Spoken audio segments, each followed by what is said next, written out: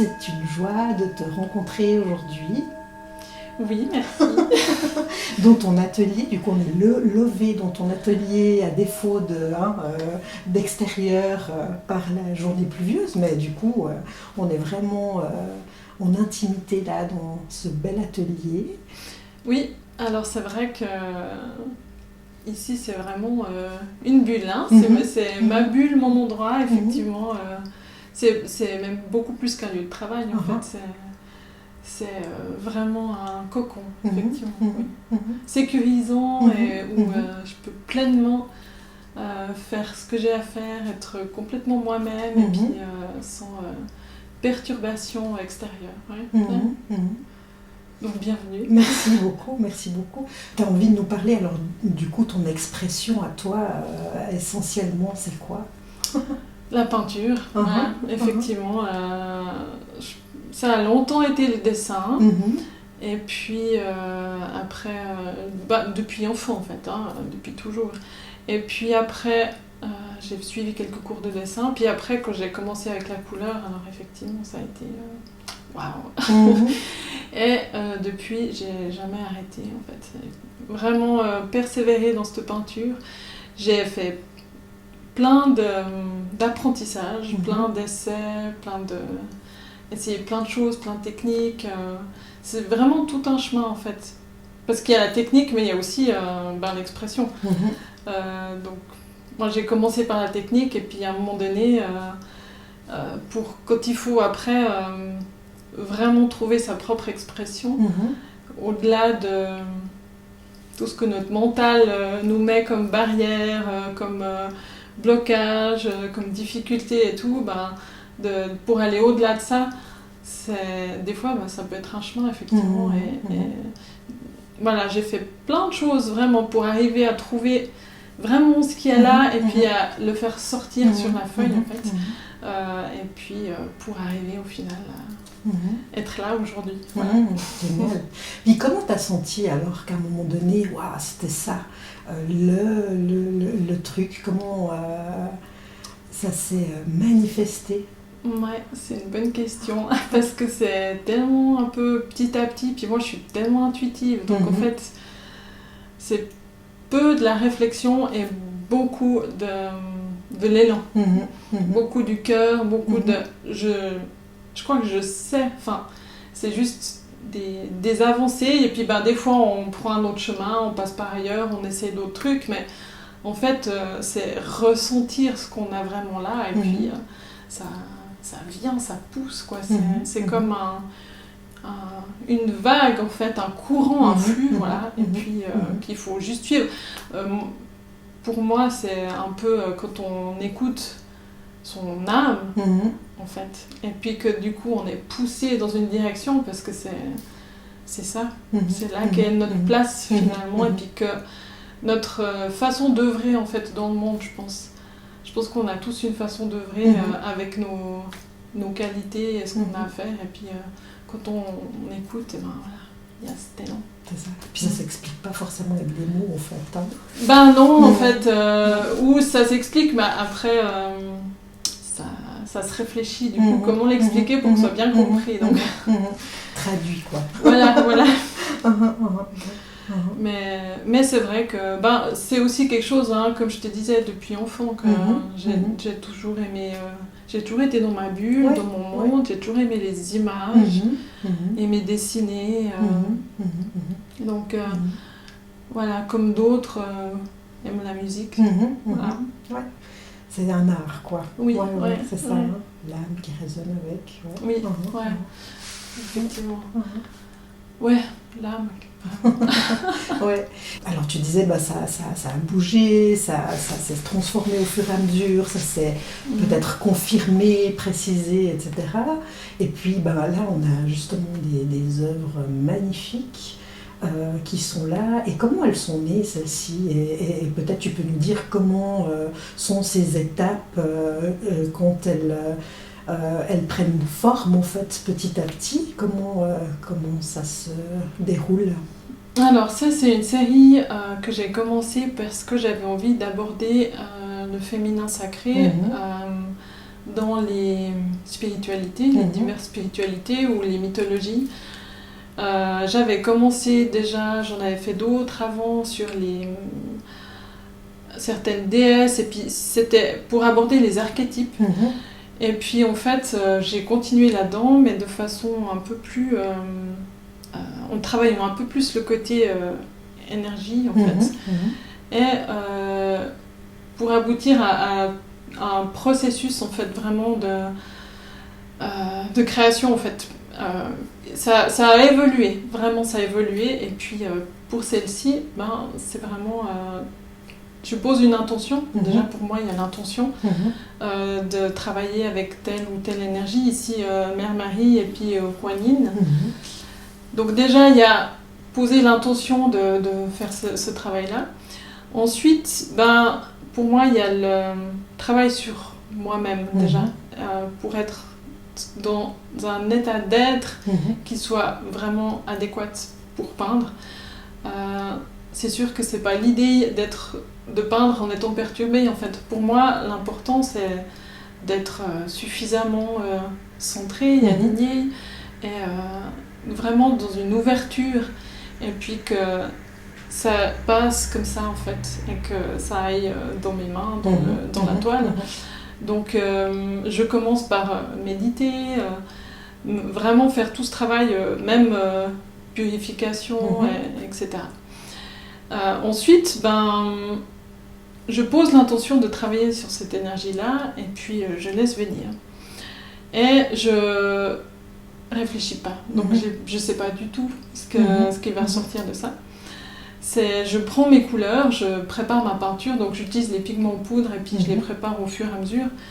Donc je prends mes couleurs comme ça, sans réfléchir, dans l'intuition. Je les prépare de façon très liquide. Au début, c'est des couches d'aquarelle. Et je les pose dans le mouvement, vraiment, très en conscience. Et voilà, les premières couches, c'est vraiment ça, c'est poser la base énergétique du tableau, en fait.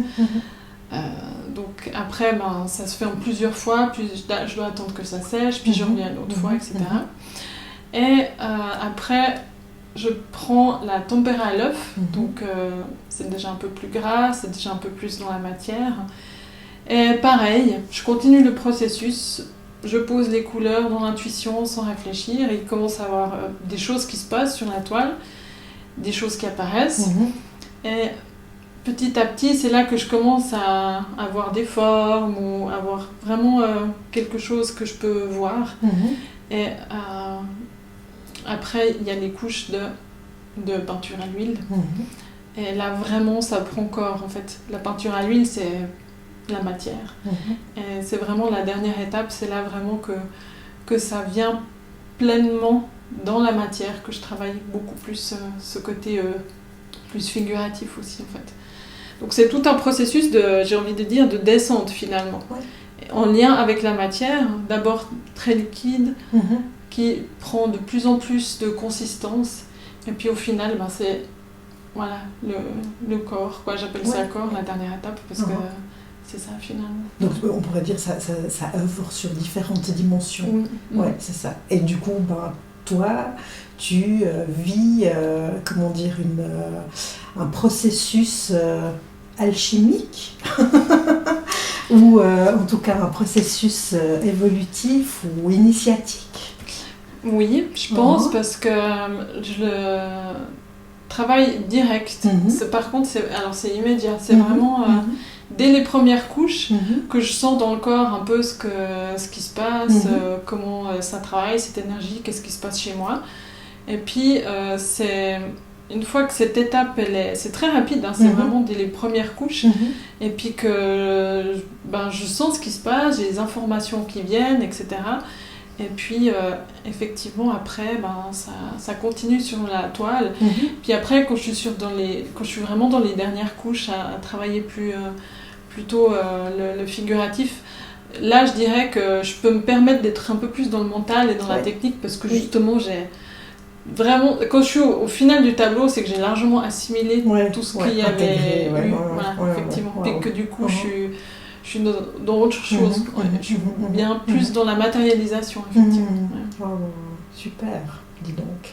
La joie, alors, comment ça vient résonner avec tout ça C'est pleinement de la joie, en fait.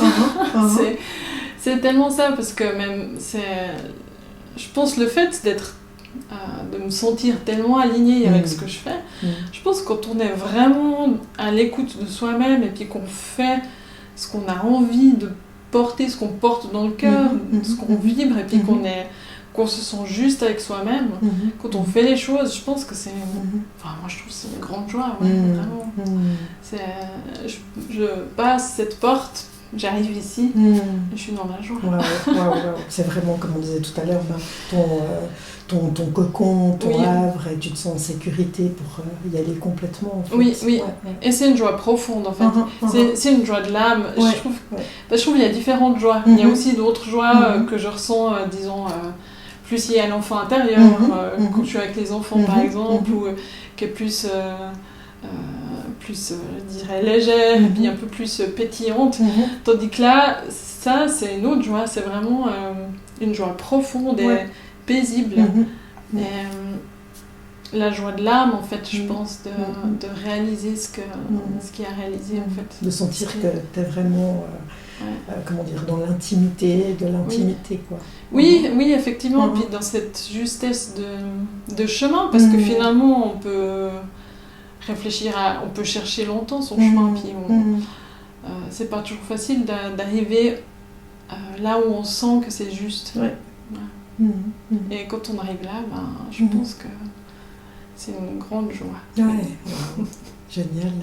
Et du coup, cette joie, et en tout cas, comment dire, cette expression-là, tu entres aussi en collaboration là, avec d'autres personnes pour faire émerger. Je pensais justement au livre là, qui est arrivé il y a peu de temps. Là, Oui.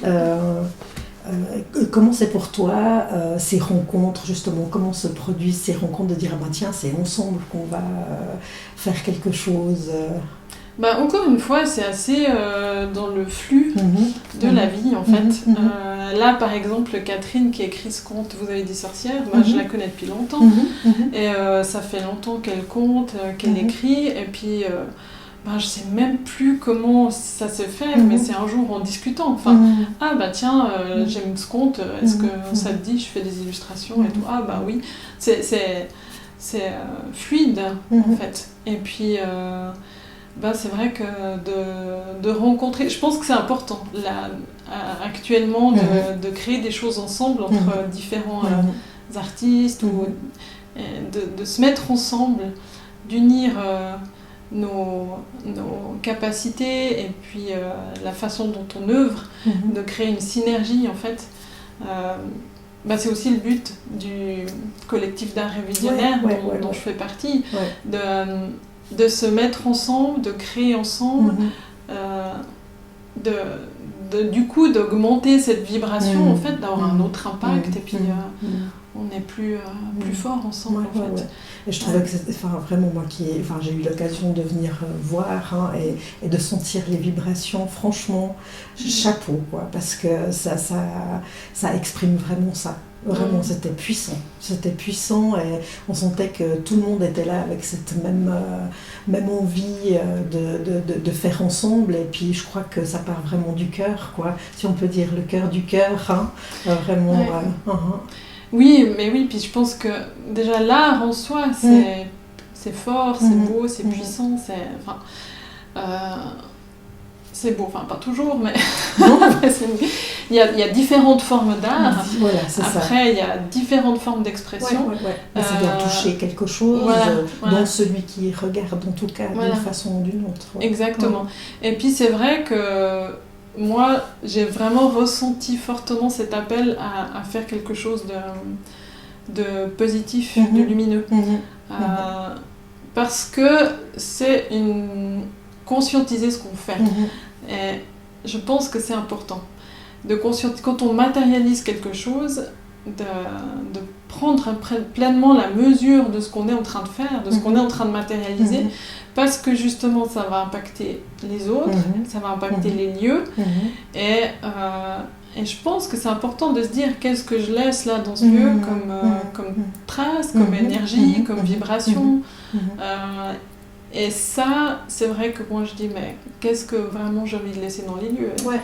Et vraiment, je suis partie du coup dans quelque chose de me dire, j'ai envie de travailler du lumineux, du positif, que ça impacte les lieux de cette manière-là. En fait. On parlait tout à l'heure hors caméra de géobiologie, justement, en disant, voilà, ça c'est même un acte puissantissime par rapport à comment on réharmonise un espace, quoi.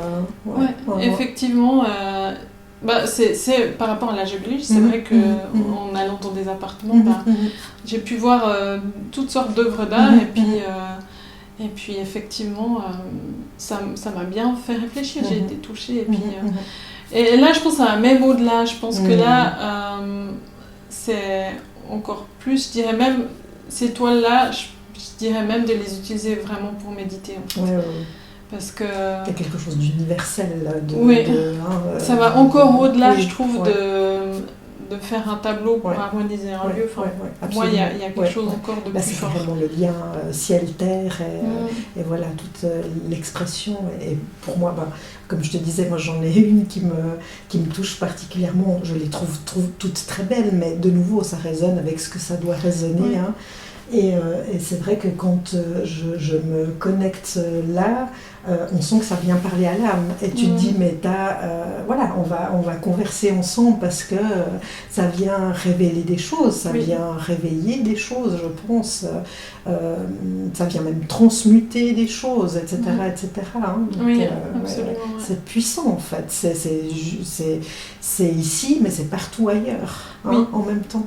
Et c'est là que pour moi, c'est de l'art, on en vient à l'art sacré, en fait, qui a été fait, voilà, si on prend l'histoire de l'art, alors je ne suis pas experte, mais je veux dire, l'art sacré est quand même quelque chose qui est dans l'histoire humaine, quelque chose d'incroyable. Et c'est mon clin d'œil, la feuille d'or, c'est ça aussi, en fait. Parce que c'est vraiment ramener le sacré dans l'art, en fait. Et que c'est un porteur, un véhicule, et puis que ça va vraiment diffuser, aider, guérir. Mais complètement.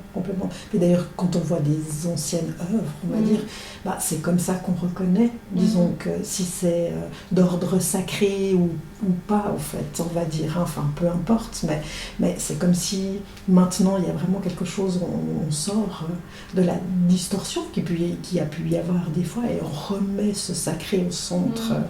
Et j'ai envie de te dire merci de le manifester, et de le proposer et tout ça. Je suis reconnaissante aussi, moi aussi je dis merci parce d'avoir cette possibilité-là. Donc j'ai cette possibilité-là parce que j'ai le matériel, le lieu, parce que je suis aidée, parce que la vie, je suis aidée par mes proches. En fait, aussi, oui, effectivement, tout ça s'est mis en place un peu et puis... donc je suis aussi pleinement reconnaissante à tout ce qui permet à ça d'exister en fait. Et tu as envie de dire quelque chose là pour le mot de la fin de cette interview par rapport à peut-être soit un encouragement aux personnes qui regardent et qui ont envie de faire de l'art et qui, en tout cas qui se sont inspirées, qui n'osent pas, ou un truc qui te tient spécialement à cœur, qui peut-être n'a pas à voir avec cet art-là, mais qui te tient tellement à cœur que tu as envie de le partager aussi. Moi, j'ai envie du coup de partager, si je pouvais dire quelque chose aux gens là, je dirais, écoutez-vous en fait. S'écouter, aller vraiment à l'intérieur de soi.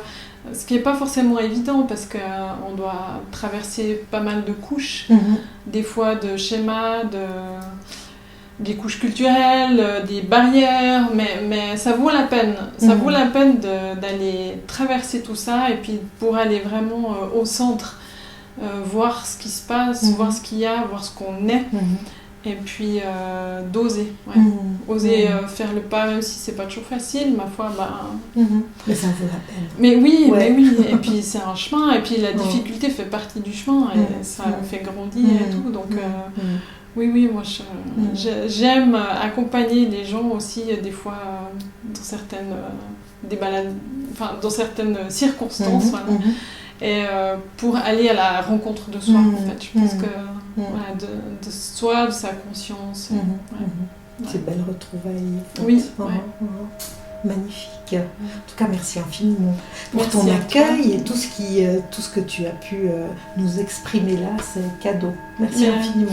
Merci super. À toi, merci. Génial.